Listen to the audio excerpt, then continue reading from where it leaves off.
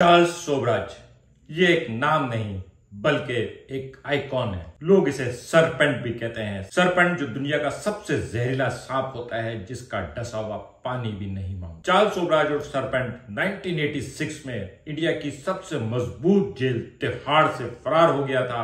मेरा बचपन था, उस जमाने में अखबार और खास तौर पर शाम के अखबार रोजाना चटपटी खबरें लगाते थे और मेरे आसपास के लोग रोजाना चार्ल्स सोबराज पे बातें करते थे।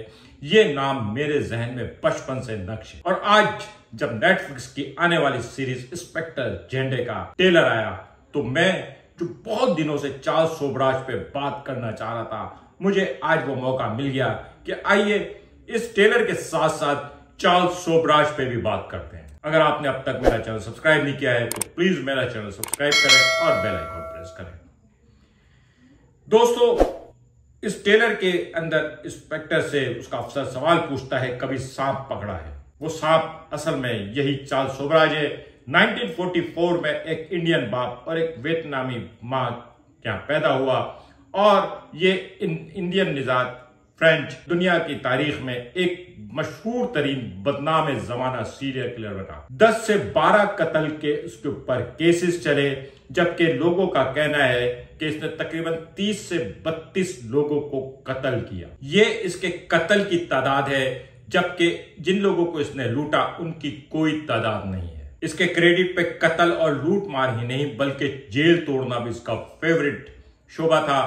और इंस्पेक्टर जिंडे जो है वो चार्ल्स सोबराज के उसी एपिसोड को बताता है जब ये 1986 में तिहाड़ से फरार हुआ था। 1986 में फरार होने वाला चार्ल्स सोबराज वहां पे 10 साल से कैद था। यानी 1976 में पहली बार इंडियन पुलिस ने इसे गिरफ्तार किया और इंडियन पुलिस के क्रेडिट पर है कि इसने इसको 2 दफा गिरफ्तार किया, जबकि ये जिंदगी में सिर्फ 3 बार गिरफ्तार हुआ है और इसने अपनी आधी जिंदगी जेल में गुजारी। चार्ल्स सोबराज को डिस्कस करते जाते हैं, ट्रेलर पे भी बात करते जाते हैं।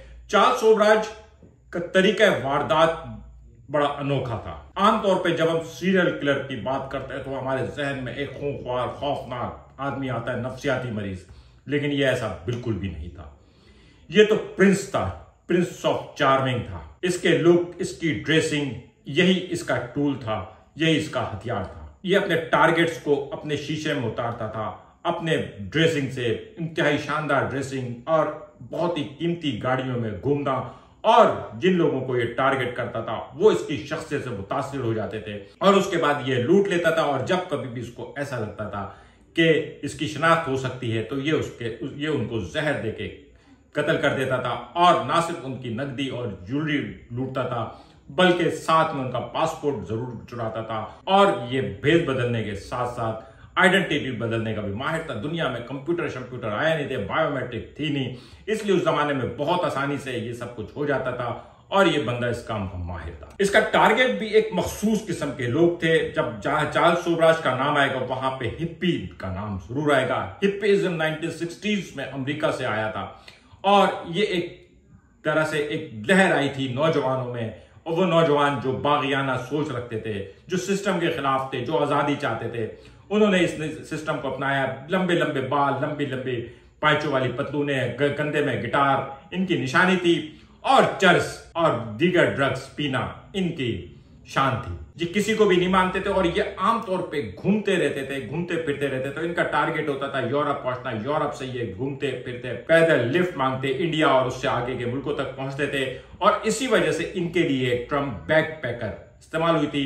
बैकपैकर क्योंकि इनकी सारा कुछ उनके एक बैग में होता था जो ये अपने कंधे में डाल के घूमते रहते थे। कोई ठिकाना नहीं, कोई निशान नहीं। और इनको टारगेट करने की सबसे आसान बात ये थी कि जब तक लाश ना मिले, ना कोई मुद्दई है, ना कोई एफआईआर कटवाने वाला है, और ये उन लोगों को टारगेट करता था जहां इसको नजर आता था कि ये हिप्पी जो है इसके पास कुछ माल है, खासतौर पे लेडीज को, तो ये उनको मार के कत्ल करके उनकी ज्वेलरी ले जाता था। 1976 में ये पहली बार गिरफ्तार हुआ। 1986 में ये जेल से फरार हुआ। जल्द ही ये पकड़ा गया और उसके बाद दोबारा इसकी सजा में इजाफा हुआ। फिर 1997 में ये अपनी सजा पूरी करके इंडिया से रहा हुआ, फिर फ्रांस चला गया, फिर वापस साहब को पता नहीं क्या सूझी, नेपाल आया। नेपाल में उसको 1970s में किए हुए कुछ कत्ल की बिना पे गिरफ्तार किया गया, फिर 20 साल की सजा हुई। 2022 में इसको उम्र ज्यादा होने की वजह से रहा कर दिया गया और आजकल ये जो है फ्रांस में रहता है, यानी ये आज भी जिंदा है। नेटफ्लिक्स पे इसकी जिंदगी के ऊपर एक डॉक्यूमेंट्री टाइप की मूवी सरपंच के नाम से मौजूद है, और ब्लैक वारंट जो सीरीज आई थी उसमें भी इसका जिक्र था, जहां पे जेल में ये होता था। और अब इंस्पेक्टर ज़ेंडे और उसकी टीम जो है तिहाड़ से इसके भागने के बाद इसको पकड़ने निकली है। अगर ये ट्रू इवेंट्स हैं तो ये बिल्कुल ट्रू इवेंट्स हैं। उस इंस्पेक्टर का नाम ज़ेंडे था, ये मुझे नहीं पता। चार्ल्स सोबराज तिहाड़ से भागा था, जनाब भागा था। चार्ल्स सोबराज के ऊपर लोगों के कत्ल का इल्जाम था, जनाब चार्ल्स सोबराज पे लोगों के कत्ल का इल्जाम था।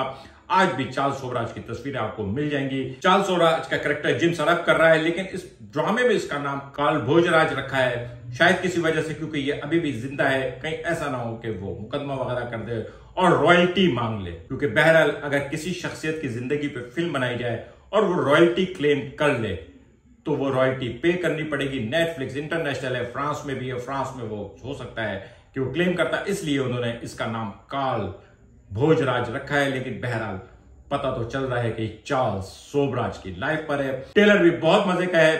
मनोज बाजपेयी हमेशा की तरह एक वक्र अंदाज में इंस्पेक्टर है, मजे के हैं, मनमोजी हैं, लेकिन धुन के पक्के हैं। अब आ ही गए हैं तो पकड़ के ले जाएंगे। और ड्रामे में विट भी है, खास तौर पे पुलिस वाले का अपना नाम ऋषि कपूर बताना लोगों को वो बहुत पसंद आया। यकीन है कि नेटफ्लिक्स की एक शानदार सीरीज होगी जो 5 सितंबर को रिलीज हो रही है। चार्ल्स सोबराज का जो कैरेक्टर है वो अजीब व गरीब फैसिनेट करता है, मुझे हमेशा से फैसिनेट करता था। कभी अगर आप लोगों ने इस वीडियो को पसंद किया और किसी ने कमेंट में कहा तो मैं इसके ऊपर तफसील से भी बात करूंगा। आज का व्लॉग कैसा लगा कमेंट करके बताइएगा। मिलेंगे अगले किसी व्लॉग के साथ। शुक्रिया।